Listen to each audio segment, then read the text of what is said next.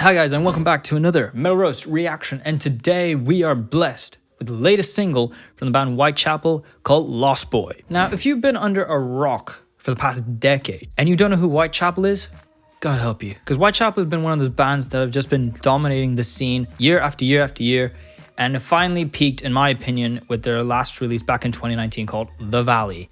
An absolute perfect album, in my opinion, when it comes to the deathcore genre.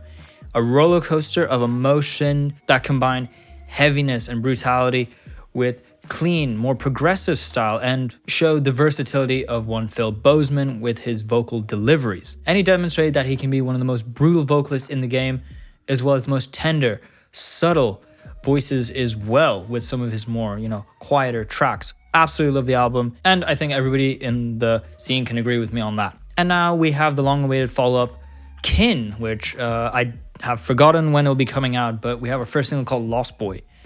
And I'm excited. I think it's going to be a great track. I'm pretty sure Whitechapel knows what they're doing, and I think this one is going to be a banger. But we will wait to see. And before I start, my question to you is, what has been your favorite Whitechapel release to date? But anyway, let's jump right in. Give this video a like if you enjoyed, and let's do this. This is Lost Boy. All right. 3, 2, 1, click. Ooh. Straight in with the heaviness, nice. Oh, already, Whitechapel smashing through the gates.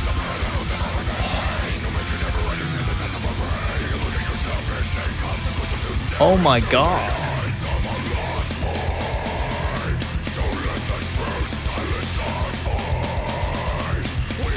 I'm gonna pause it there. Wow. Already. Out of the gates, smashing you in the face. Sounds like they're going back to the more old school sound, which, I'm digging that. It reminds me of like the years of This Is Exile, and yeah, I love it. I love it. Let's keep going.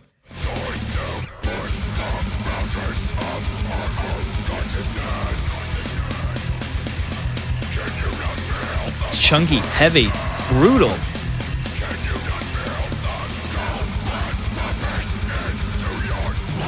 Getting those cheeky blast beats in there. Okay, looks like we got our chorus here.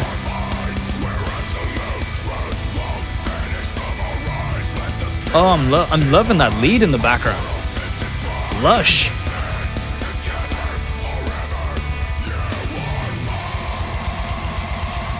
Just pause it there again. So that was probably like our first round. We have our verse, we have our pre-chorus and our chorus. Loved every section of it. It's damn. It's really cool. It's sort of like so far combining like a really old school sound of Whitechapel from like This Is Exile, the New Year of Corruption era, and then having those really lush leads in the chorus, just beautiful. Let's see where it goes from here. Back to that main riff, nice. So fast paced.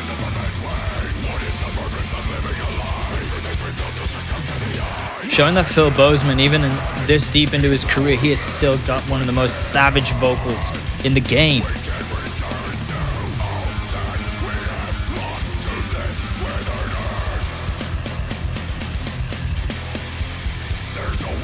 Back to that chorus, nice. Oh. I just love the fact that Phil Bozeman is so articulate with his vocals. Like, you can hear the lyrics that are being said from his voice.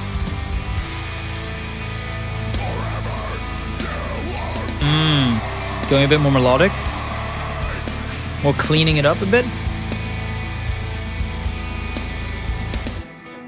Okay, we're just going to pause there. So we've had our sort of heavier section. And just from those couple of notes I heard right now, it seems we're going back to progressive. Something that they did in The Valley really tastefully, and they've done it really well, where Phil Bozeman pretty much brought out his inner Maynard James Keenan and just gave an outstanding, clean performance. So let's see where this one sounds. And just as I said, it's got that Tool aspect to it. There you go, there's the Maynard James Keenan.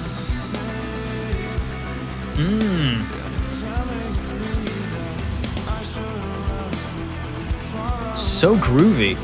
And if I'm right, this is Alex Rudinger on the drums. Hence why it's sounding so consistent. Oh my god, Phil, you are just a virtuosic vocalist.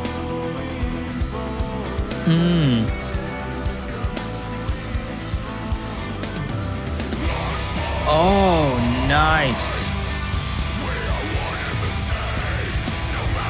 Effortlessly transitioning back into the heavier side. Brings a tear to your eye, it's so good.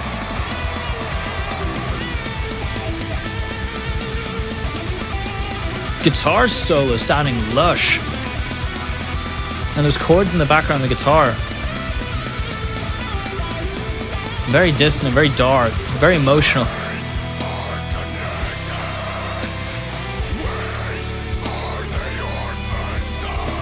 I just like the fact that Phil Bozeman has that sort of gnarlier, like, undertone on his voice. Love it.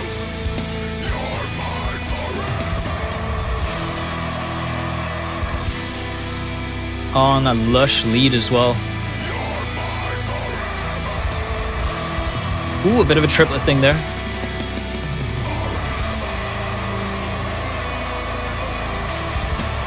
Beautiful. Ooh. And as I said, Whitechapel, not disappointing. That was beautiful. That was lush. That was so much going on in it. Opening up with that uber heavy, uber in your face sort of beginning, thinking it's going to be one way.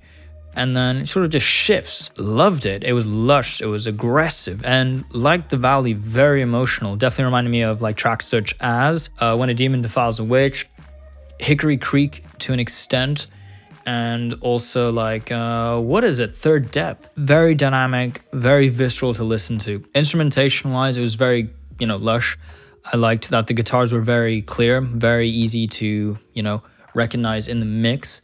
Granted, I did feel like the drums were a bit overpowering at times, but I think if I'm right, it's Alex Rudinger on the drums playing, and as such, he's a very hard-hitting, consistent drummer, so it's no wonder that they're so overpowering. It's because you got a really strong drummer behind it all, going heavy on those drums. Overall, we enjoyed it. Vocal performance, of course, just absolutely outstanding.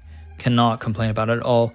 Once again, Phil showing that he is capable of being the savage, the grotesque, the abhorrent, as well as the beautiful, especially on that interlude, which is, I swear to God, that was so straight out of like Tool. I don't have any other way of describing it. That was just straight up sounded like Maynard James Keenan. Not a bad thing at all, and he just nails it. He nails it. I genuinely think Phil Bozeman is like one of the best vocalists in the game. I will stand by that. I think he's that good. And I think this album is going to be another home run. I genuinely do. I think I said it like maybe last year at the end of the year thing, or my predictions for next year, where I wouldn't mind if the Kin, in this case, the album wasn't going to be as good as The Valley, because The Valley is so perfect. But even if they're capable of, getting close to the level of Valley, or even just trying to break even with it, I think it'll still be amazing. I don't know if they're capable of pushing past The Valley when it comes to quality, but if they do, I wouldn't put it past them. But yeah, I really enjoyed this. I'm giving this like 8 or 9 out of 10. I loved it. But anyway, write down below, what are your thoughts about this new single? Are you excited for the new album? Because let's be honest, I'm pretty fucking excited. And besides that, thank you guys for watching. Nice to be back as always. And give this video a like if you enjoyed it. Hit the subscribe button to grow this channel once more. And I'll be seeing you guys in the next video. Bye.